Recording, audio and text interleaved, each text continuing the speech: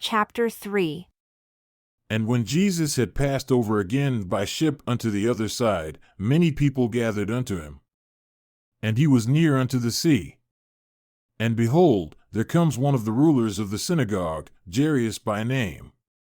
And when he saw him, he fell at his feet and implored him greatly, saying, My little daughter lies at the point of death.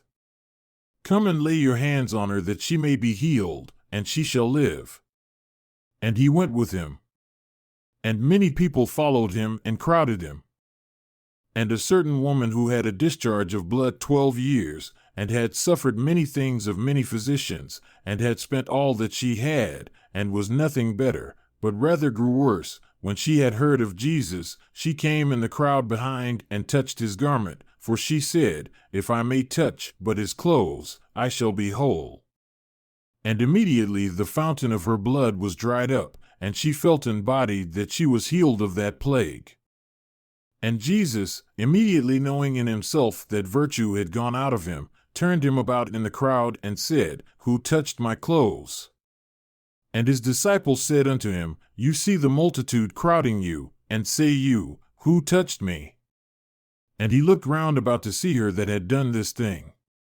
But the woman, fearing and trembling, knowing what was done in her, came and fell down before him and told him all the truth.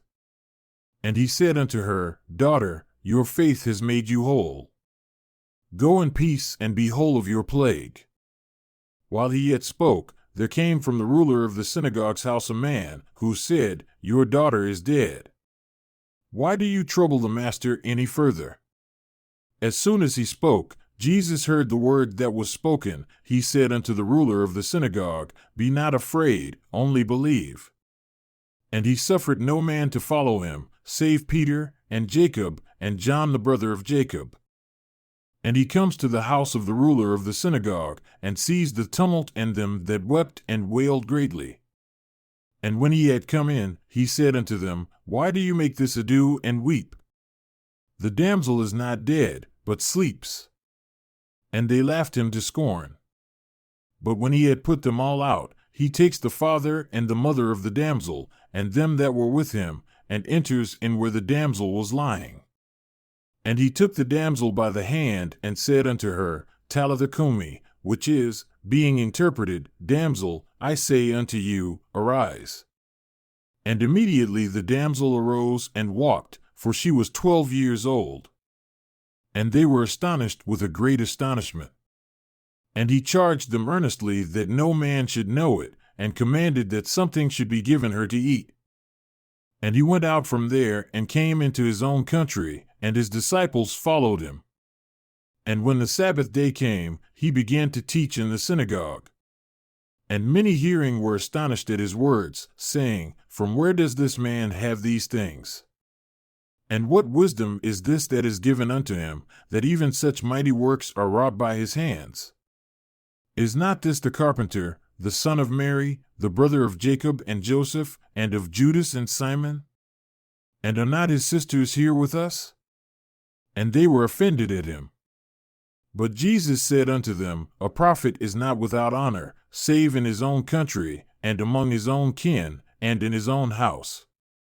And he could do no mighty works there, save that he laid his hands upon a few sick folks, and they were healed. And he marveled because of their unbelief. And he went round about the villages teaching. And he called the 12, and began to send them forth by 2 and 2, and gave them power over unclean spirits, and commanded them that they should take nothing for their journey save a staff only, no scrip, nor bread, nor money in their purse, but should be shod with sandals, and not take 2 coats. And he said unto them, In whatever place you enter into a house, there abide until you depart from that place. And whoever shall not receive you nor hear you, when you depart from there, shake off the dust of your feet for a testimony against them. Truly I say unto you, it shall be more tolerable for Sodom and Gomorrah in the day of judgment than for that city. And they went out and preached that men should repent, and they cast out many devils, and anointed with oil many that were sick, and they were healed. And King Herod heard of Jesus, for his name was spread abroad, and he said that John the Baptist was risen from the dead, and therefore mighty works do show forth themselves in him. Others said that it is Elijah. And others said that it is a prophet, or is one of the prophets. But when Herod heard of him, he said, It is John whom I beheaded, he is risen from the dead. For Herod himself had sent forth and laid hold upon John and bound him in prison for Herodias' sake, his brother Philip's wife, for he had married her. For John had said unto Herod, It is not lawful for you to have your brother's wife. Therefore Herodias had a quarrel against him and would have killed him, but she could not, for Herod feared John, knowing that he was a just man and a holy man, and one who feared God and observed to worship him. And when he heard him, he did many things for him and heard him gladly. But when Herod's birthday had come, he made a supper for his lords, high captains, and the chief priests of Galilee. And when the daughter of Herodias came in and danced, and pleased Herod and them that sat with him, the king said unto the damsel, Ask of me whatever you desire, and I will give you. And he swore unto her, Whatever you shall ask of me, I will give you, unto the half of my kingdom. And she went forth and said unto her mother, What shall I ask? And she said, The head of John the Baptist. And she came in directly with haste unto the king and asked, saying, I desire that you give me, immediately, in a dish, the head of John the Baptist.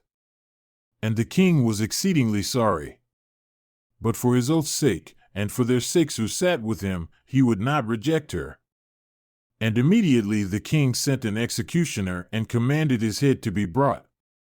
And he went and beheaded him in the prison, and brought his head in a dish, and gave it to the damsel, and the damsel gave it to her mother. And when John's disciples heard of it, they came and took up his corpse and laid it in a tomb.